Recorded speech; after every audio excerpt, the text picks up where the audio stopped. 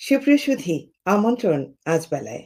Paradoxical স্বৈরাচার পর্বে আজ থাকছে প্রধান উপদেষ্টার বিশেষ সহকারী মাহফুজ আলম, কথিত মাস্টার মাইন্ড।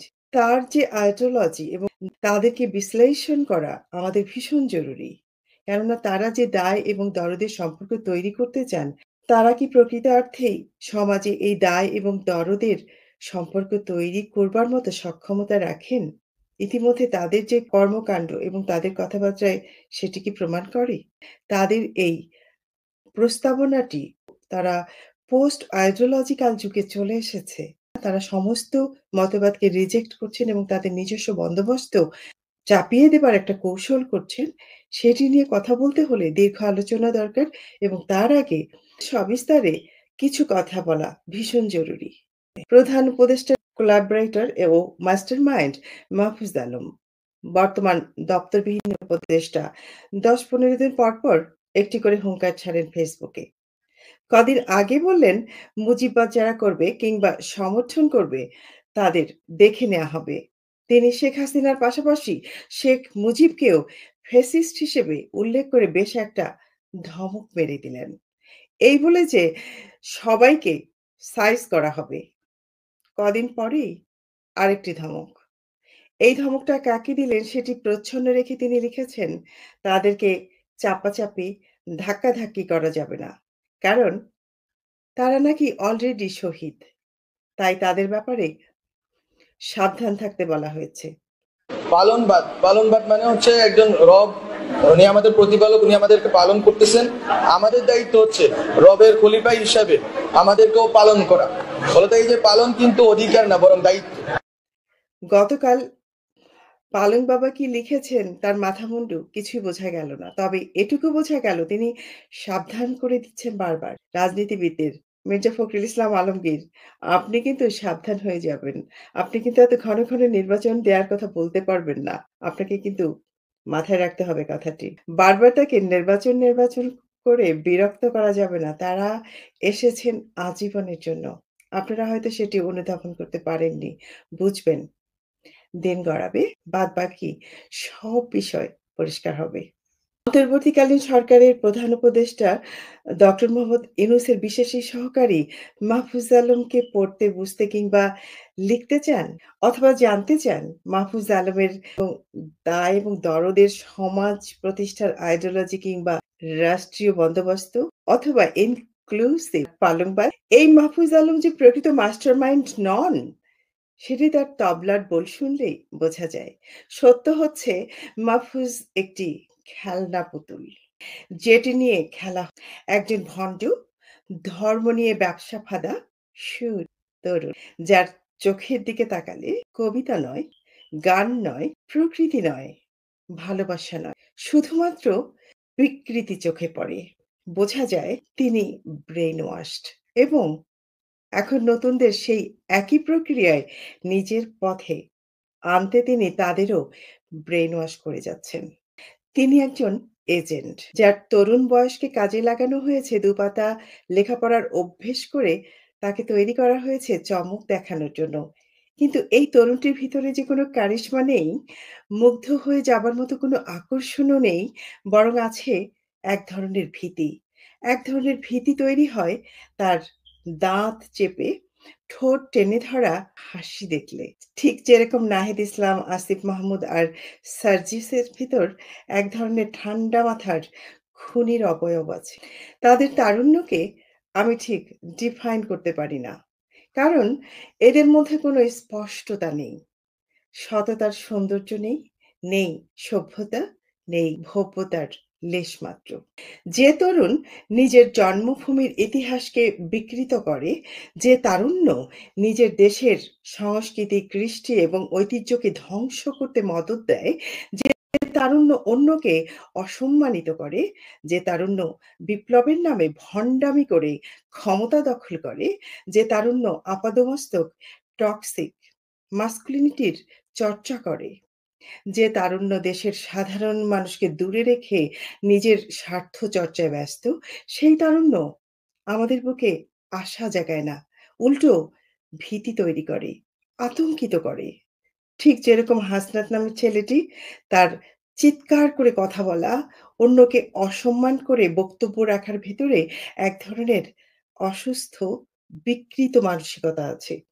তাকে দেখলে মনে হয় সে ঠিক সুস্থ নয়। হয়তো খুব তেজি কোনো ড্রাগের প্রভাব কিংবা ধর্মান্ধতার বিষ তাকে ঘিরে রেখেছে।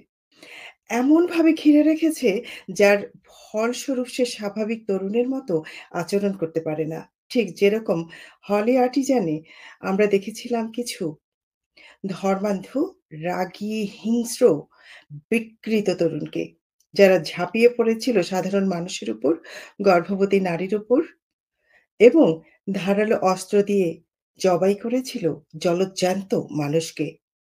অথচ বিপ্লবী তরুণ বললেই আমাদের মন স্বপ্নিল হয়ে যাবার কথা। চোখের তারায় ভেসে উঠবার কথা চে গুয়েভারা, ক্ষুদিরাম প্রীতিলতা কিংবা সূর্য সেনের কথা। ওদের জন্য কলমের ডগায় কবিতা জন্ম নেবার কথা। ওদের জন্য ভালোবাসা আর শুভকামনার ফুলঝড়ি ঝরে পড়বার কথা। শুরুতেই এদেশের এক শ্রেণীর মানুষ তা করতেও চেয়েছিল। এদেরকে সৎ এবং সুন্দর এবং সত্যিকার বিপ্লবী ভেবে তারা তাদের ভালোবাসতে চেয়েছিল। তাদের উপর ভরসা রাখতে চেয়েছিল। তাদের বিপ্লবের আড়ালে থাকা কুটিল ষড়যন্ত্রটা যতদিন তারা ধরতে পারেনি। কিন্তু আস্তে, আস্তে এখন সবই পরিষ্কার হতে শুরু করল। তাদের অসভ্য আচরণ, আন্দোলন পরবর্তী কর্মকাণ্ড, বক্তব্য, চিন্তা চেতনা এবং দেশের পরিস্থিতি বেহাল হওয়া, তাদের সন্ত্রাসী মনোভাব ও কাজ সবই চোখের সামনে একের পর এক ঘটতে থাকা এবং ঘটতে শুরু করার পরে তাদের চেহারা উন্মোচন হবার পর সব পরিষ্কার হলো। এবং এরপর ডক্টর ইউনূসের meticulous ডিজাইন সবিস্তারে মাস্টারমাইন্ডকে পরিচয় করিয়ে দিলেন। আর বাকি রইল কি? বাকি রইল না কিছুই। যে বিপ্লবীদের বিপ্লব আসলে কিভাবে কয়েক বছর ধরে পরিকল্পনা করে টাকা ছড়িয়ে দেশদ্রোহী এবং অসৎ লোকদের কিনে ঘটানো হয়েছে।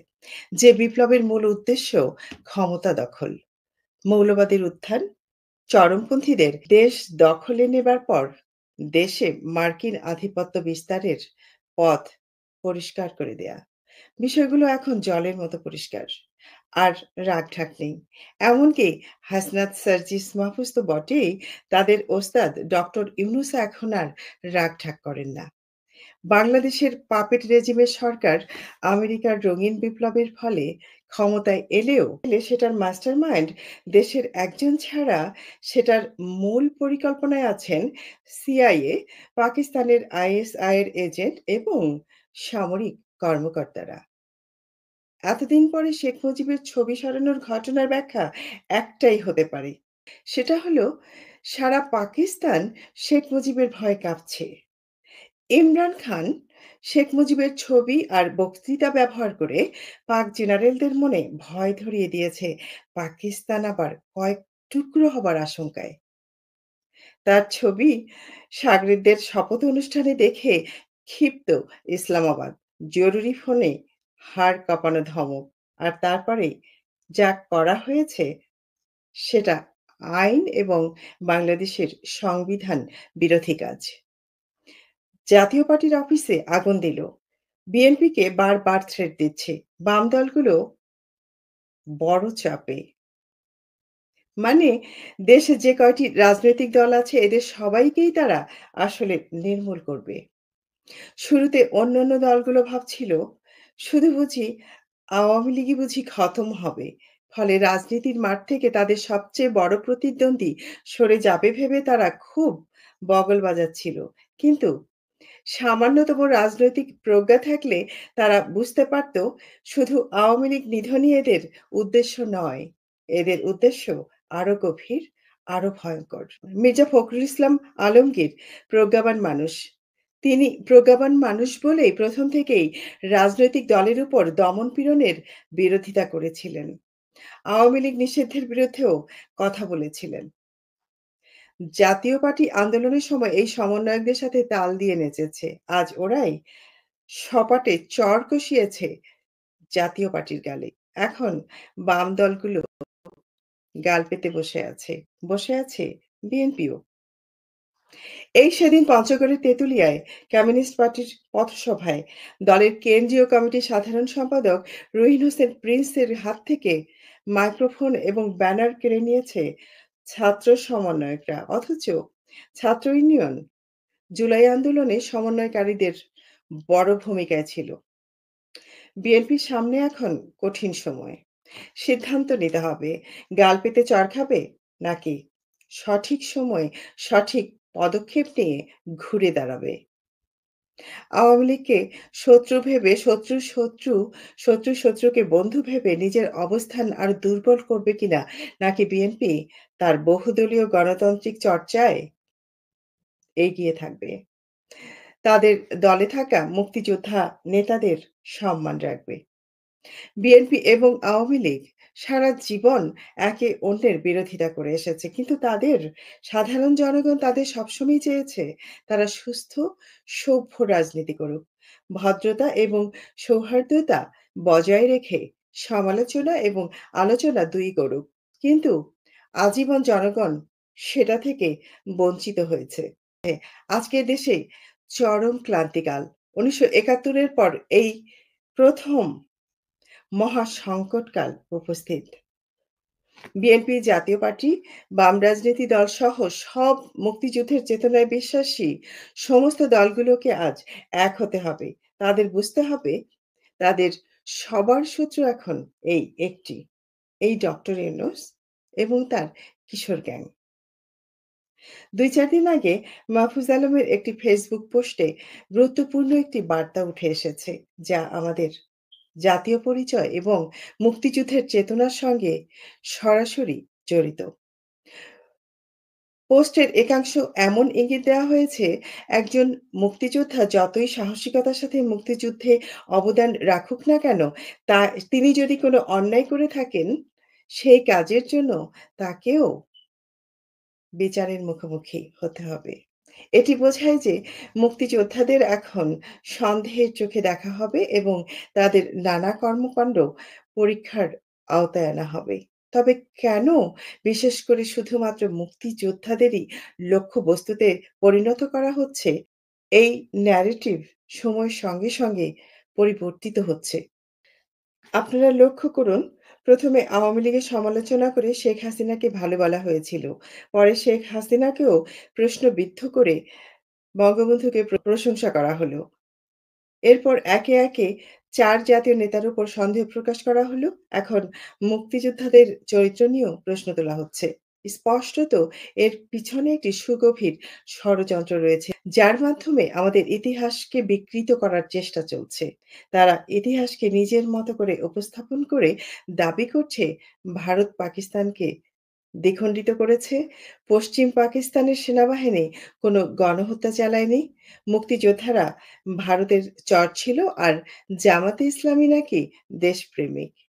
এটি নিতান্তই ইতিহাস বিকৃতি নয়, বরং এটি আমাদের মুক্তিযুদ্ধের চেতনাকে ধ্বংস করবার একটি সুপরিকল্পিত প্রচেষ্টা।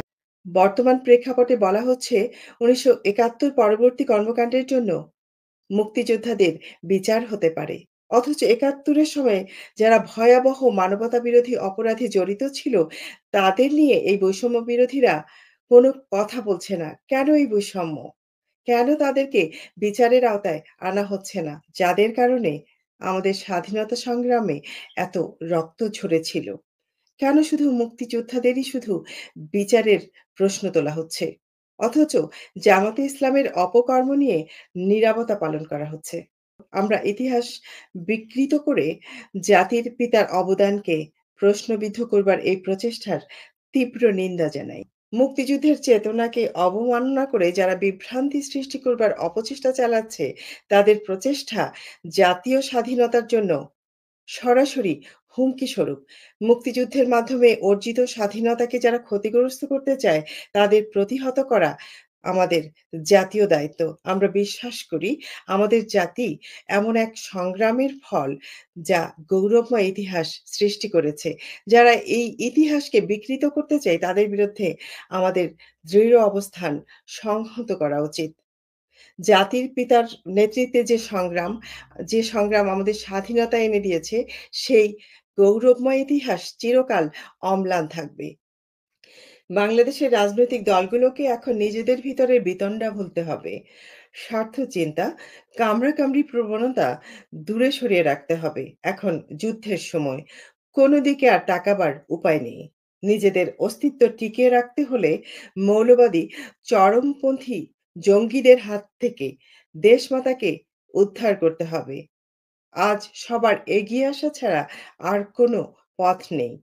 আগে শত্রু নিধন, তারপর নিজেদের ভুল ত্রুটি দেখবার সময় সামনে আসবে। এখন রুখে দাঁড়াবার কাল, একসঙ্গে গর্জে উঠবার কাল। দেখা হবে পরের এপিসোডে। প্যারাডক্সিক্যাল স্বৈরাচার পর্বে মাহফুজ আলমের দায় এবং দরদের সম্পর্ক নিয়ে বিস্তারিত আলোচনা পর্বে। সেই পর্যন্ত বিলেত বাংলার সঙ্গে থাকুন। ধন্যবাদ।